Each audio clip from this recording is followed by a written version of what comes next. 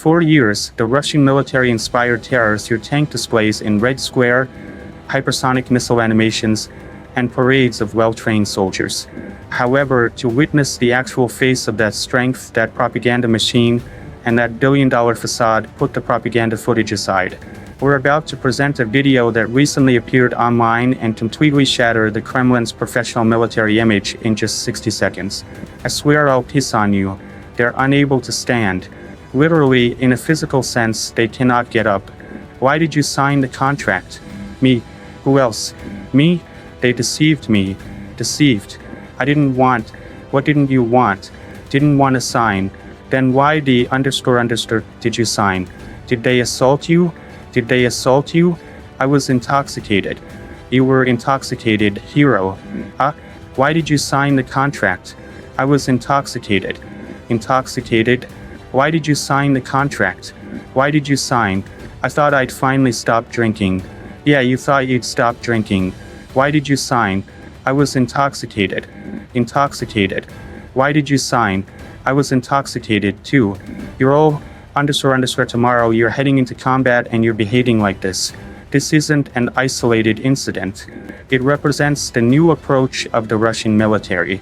Putin's commanders have already laid their disciplined troops to rest in Ukrainian earth. Now they're deploying the only resource remaining at their disposal, the bottom tier of society, the hopeless and the substance dependent to the battlefield.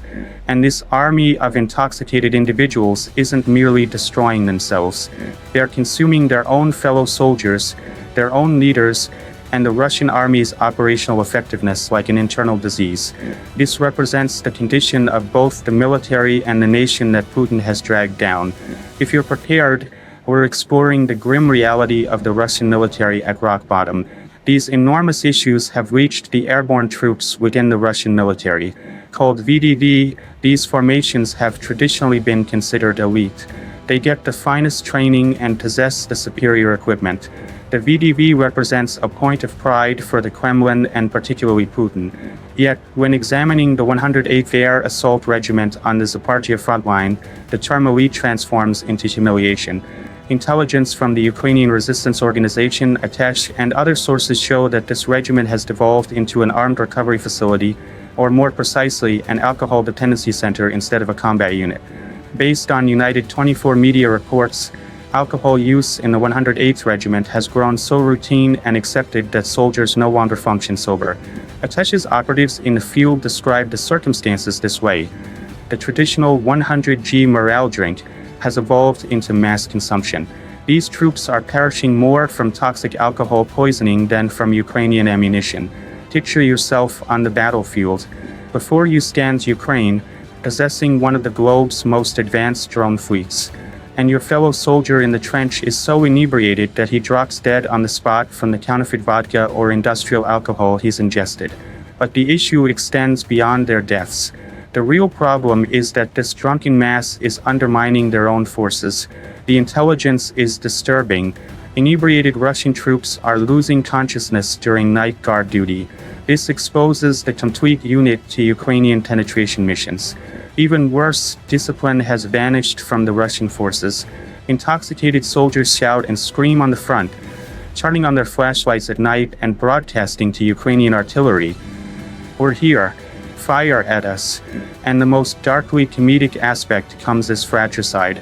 Reports indicate these soldiers, experiencing hallucinations or paranoia from alcohol's influence, are shooting at their own trench companions, their own installations, misplacing or abandoning their weapons.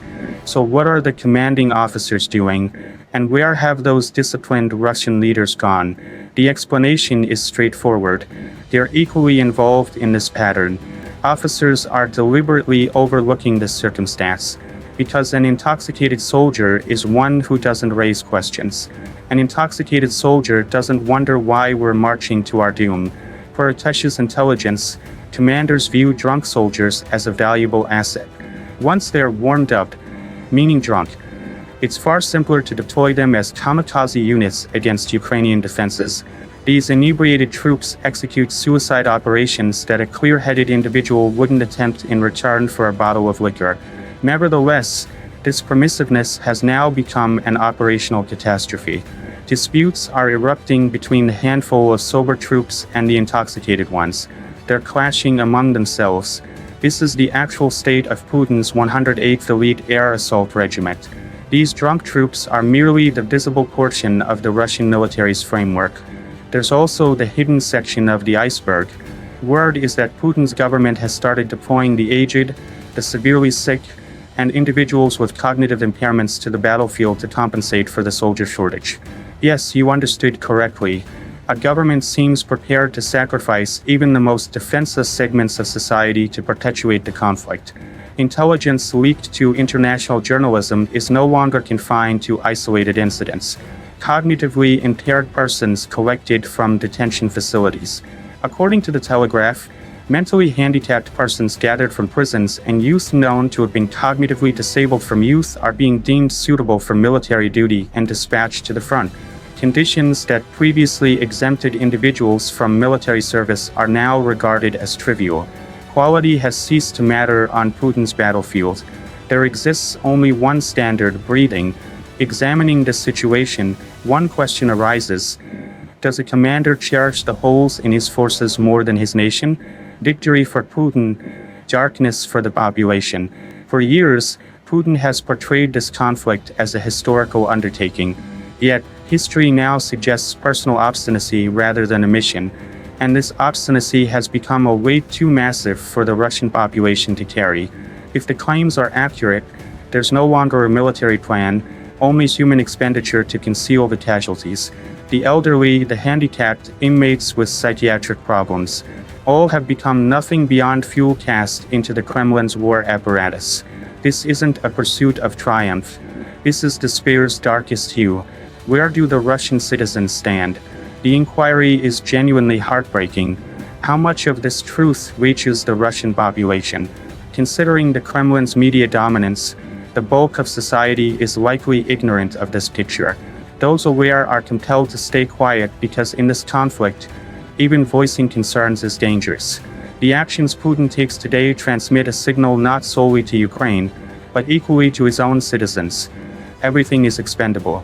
This statement reflects not the thinking of a statesman but of a ruler who, to maintain his authority, is ready to sacrifice even the most fragile members of his population. It's uncertain who will emerge victorious when the war concludes, but it appears evident who will be defeated. The Russian citizens whose entitlement to a respectable existence has been stripped away and who are compelled to shoulder the war's burden. The historical record poses the same inquiry yet again. When a leader's shadow expands this enormous, how much longer can the nation's light survive? Footage from the battlefields demonstrates that this light is gradually dimming in Russia. The footage and intelligence we possess, combined with information from international media outlets, suggests that Russia can no longer locate soldiers and is instead clearing nursing facilities, psychiatric institutions, and wards for the critically ill to dispatch them to the front. Disabled individuals forced into minefields with crutches. Grandfathers aged 63 who ought to be strolling their grandchildren through the park are instead being given Kalashnikovs. And the most appalling aspect is this: mentally disabled youths who don't even comprehend what they're doing or their location. This isn't a supply chain mistake by a military. This is a regime's disintegration. Putin didn't merely lose his armor in Ukraine. He's squandering Russia's biological future, its population structure, and its human worth like throwaway commodities just to advance the battle line 1 meter more. Examine this image carefully. This individual is not a general nor a tactician. He's an average Russian soldier from the 1428th Motorized Rifle Regiment seized by the 15th Operational Task Brigade Karadog in the Kharkov area. This soldier is 63 years of age. His battle companion alongside him is 57 years old. In a normal nation, in a normal military, a 63-year-old individual's position is in the pension line. But in Putin's Russia, his position is at the battle lines. Why? The explanation comes from Russian outlets themselves. The Russian Telegram platform Brothers in Arms acknowledges the circumstances as follows. Those with inadequate medical care are dispatched to the front. The 300s, representing the injured, aren't removed. Rather, they're driven further ahead. There are no medical releases. There's no reimbursement. For Russian officers, These elderly individuals have no combat worth. They possess only one function: to attract fire from Ukrainian guns, to divert Ukrainian drones. They are compelled to remain on the front lines as human barriers to redirect targets. In footage circulating on Telegram platforms, we witness young Russian troops mocking these elderly individuals. "Look at this," they remark. They say an elderly Russian soldier is scarcely able to move.